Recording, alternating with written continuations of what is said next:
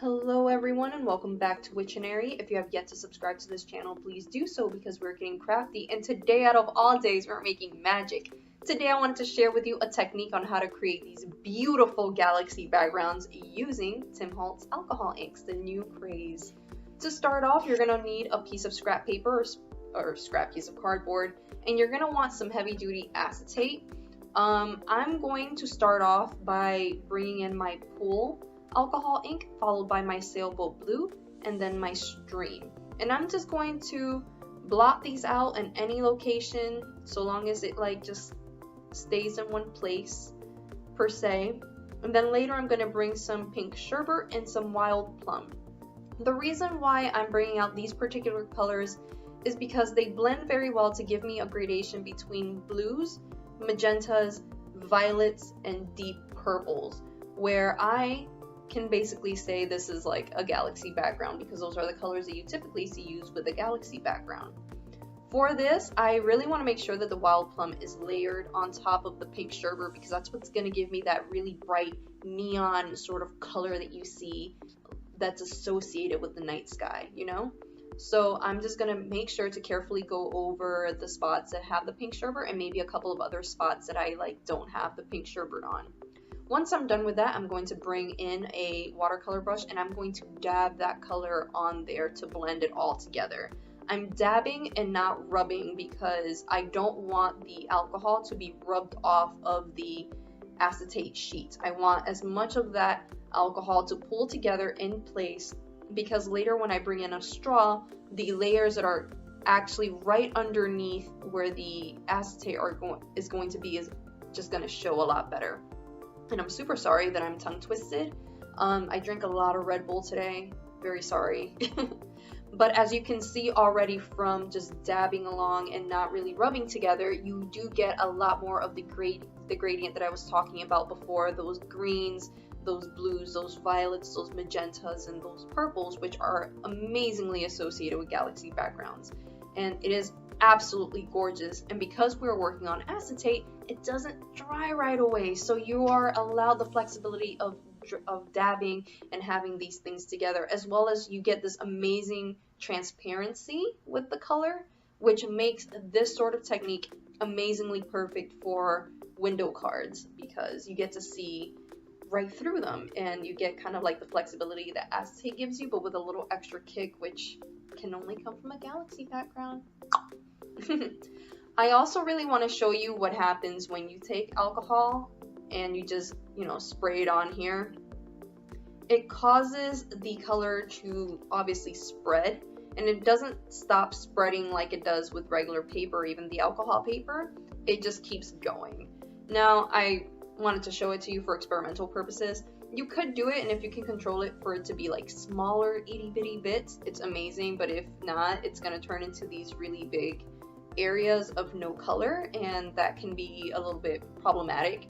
I just remedied this by going over it with some purple Twilight, some Eggplant, some more Sailboat blue, and some pitch black alcohol inks, and this allowed me to kind of bring that darkness back to the paper.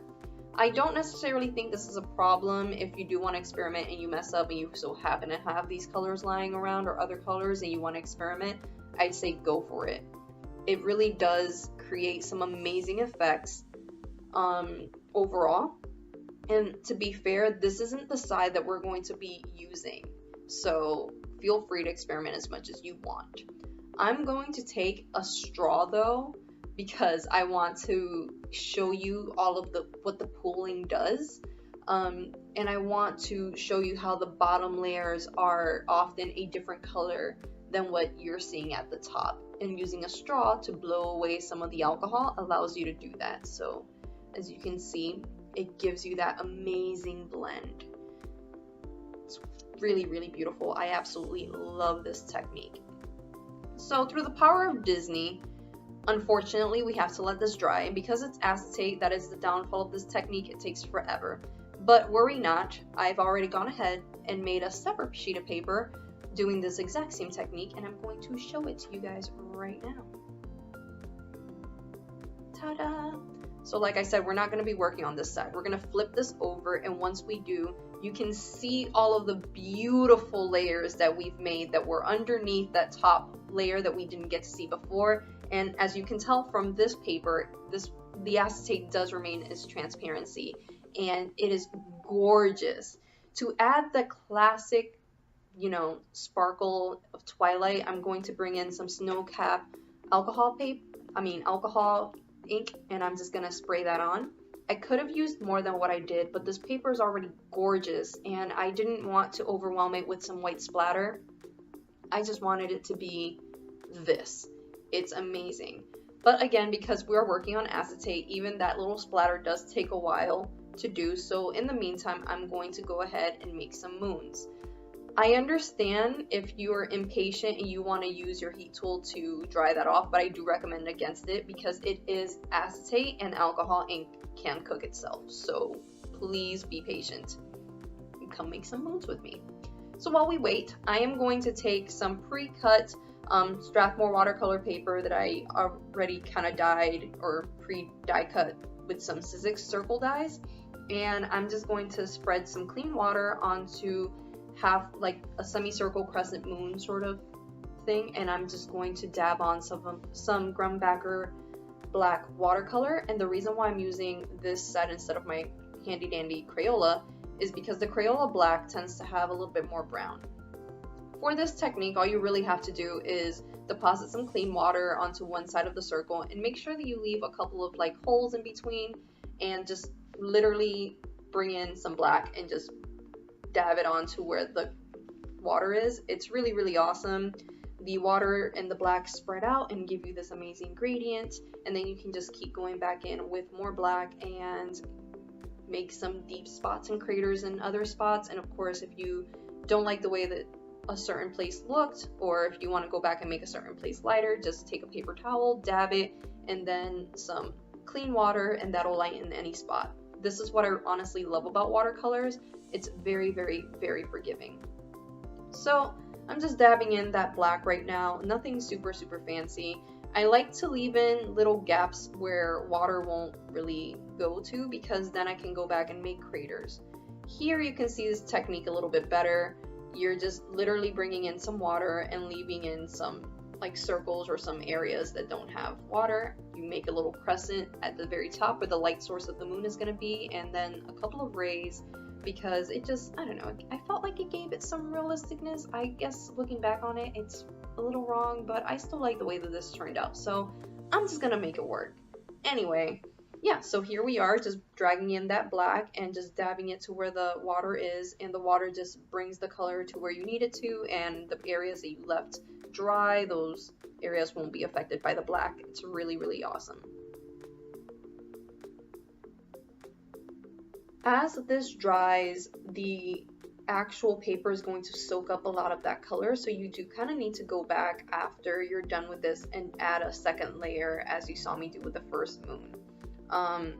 If you really need to add that gradient, I do recommend just, you know, going back in with some water and lightening everything up, but it's totally fine if you don't want to do that and leave it like this. I still think that this is a really pretty moon. Although I'm not an expert in drawing this, I still think it's a pretty moon.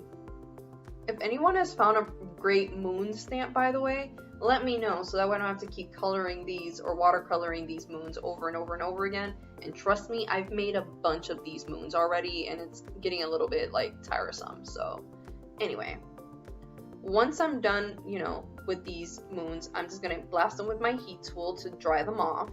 And once they are dry and the color is absorbed, as you can see, like some of the color is a lot lighter, I'm just gonna go back in with a second layer of my Grumbacher black ink and just, you know, add a couple more details to my moons.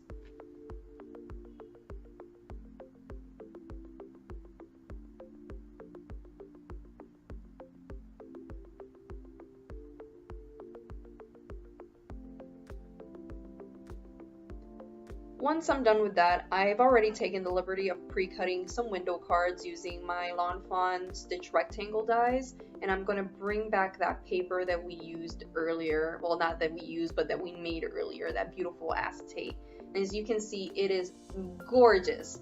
So I'm gonna take a window and I'm gonna cut my paper to be around the size of that window, just so I can, you know, tape that on, and look at it. It's gorgeous. I'm just gonna use some tape runner and adhere that down to my window panel. It is transparent still, so you can see the back of it, and it is awesome. Oh my god.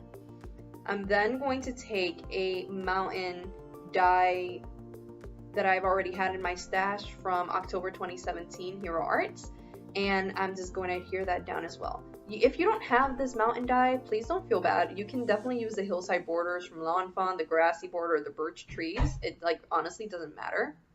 But I will say, if you are planning to adhere anything down to these cards, just make sure that you use any glue away from the acetate, because if you put glue on this acetate, it's awful to get it off. So please just heed my warning. I'm then going to take some, obviously just some foam tape, and I'm going to adhere the top panel to this, and I'm just going to, you know, fold this down, and here we go. Look at how pretty that is. Guys, I absolutely love this. For my sentiment though, I do pull out my August 2017, my monthly Hero Art kit, which had this awesome celestial sort of theme, and I'm just going to take one of the sentiments from this set, and that's going to be my sentiment for this card. Did you guys just see that beautiful blue and like purple that this cast down? Like, this technique is amazing. It just, oh, it's gorgeous. I'm gonna take some some embossing powder. This is also from Hero Arts, and it came in the October 2017 release. And I'm just going to heat emboss that, and it says, "Let your light shine." And it's gorgeous. I think that that's perfect for these cards. Well guys, I hope you enjoyed this technique, and I hope that you guys will be back soon to see more videos. Take care.